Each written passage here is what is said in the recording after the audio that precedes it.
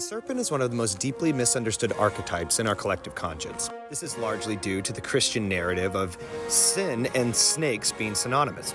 There's a book called The Physiologus, which is a medieval bestiary that rivaled the Bible for more than 1,000 years in popularity. And this is its esoteric understanding of the serpent. It says the serpent has 3 noteworthy traits. First, when it becomes old and loses its sight, and it wants to become young again, it will fast for 40 days and 40 nights. It will then crawl into a crevice in the rocks where its old skin will be torn off and it will be reborn as a new creature. Second, when it goes down to the river to drink, it does not take its venom with it. Rather, it goes into a cave and deposits all of its venom into a hole in the cave.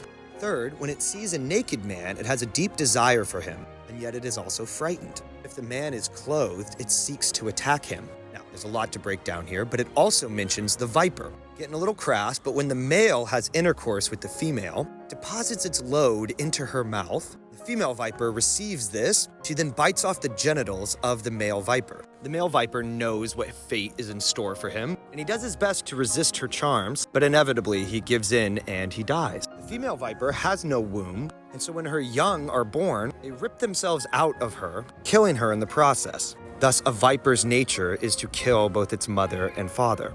Now, Christ speaks of both snakes and vipers, calling the Pharisees a brood of vipers, highlighting a practice called Corban, which is essentially institutionalized elder abuse. The practice involved selling off your aging parents' estate and giving the proceeds to the temple, a heinous practice that the Pharisees were totally on board with. Now, Christ also compares himself to the serpent. He likens his fate to the fate of the serpent. He says that his fate would be the same as the bronze serpent that Moses crucified in the desert. Because the Israelites were complaining about their situation in the middle of the desert, and it said this complaining angered God. So he sent venomous vipers to go and bite all of them. The only way they were to be saved is they were to crucify a bronze serpent, and any who looked upon the crucifixion would be saved.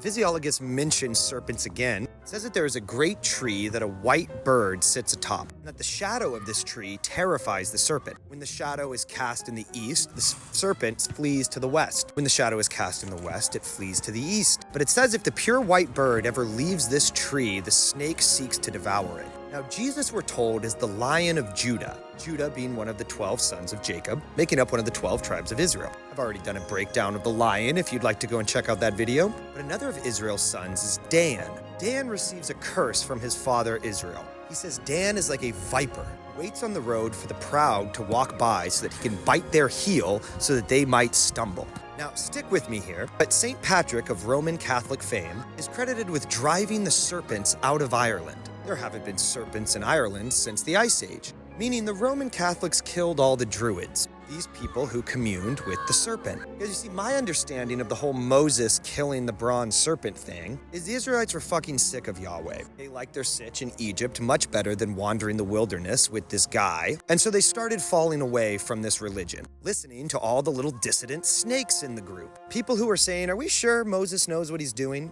God/Moses couldn't handle this, and so Moses crucified the shiniest one, making a public example of those who dissent. Because the snake exists to oppose the proud. God in his pride makes a perfect garden where everything has been made available to his creation, except they don't get to decide what right and wrong is. That forbidden tree is for him alone. And so when the snake whispers into Eve's ear and says, are you sure?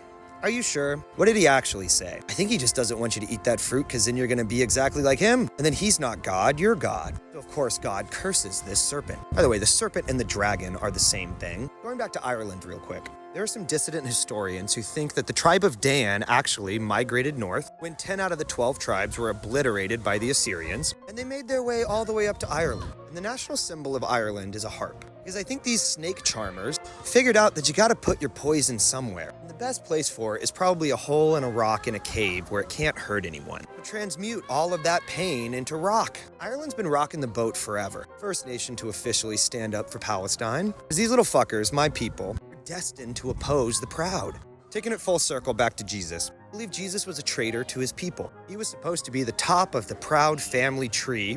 That shadow terrified the snake. Rather, he followed the serpentine path and did everything he could to bite the heel of the power elites that were in his day. And ultimately, his head was crushed. But he just shed that old skin and resurrected. And we're still talking about him today.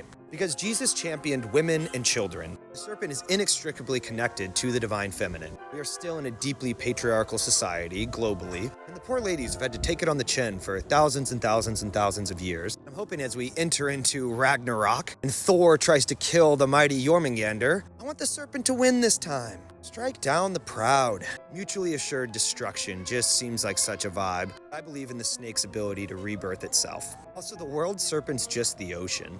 Mighty Odin, the Allfather, didn't like Loki's child because its venom terrified him, so he cursed it and threw it into the ocean, where it just kept growing and growing and growing, so it stretched around the entire world and could bite its own tail. Which part of the ocean is not connected to every other part of the ocean? It's the divine feminine, y'all. It's all connected. All right, I'm gonna keep cracking away at all these symbols, make some sense of the nonsensical. So follow along if you want to hear more.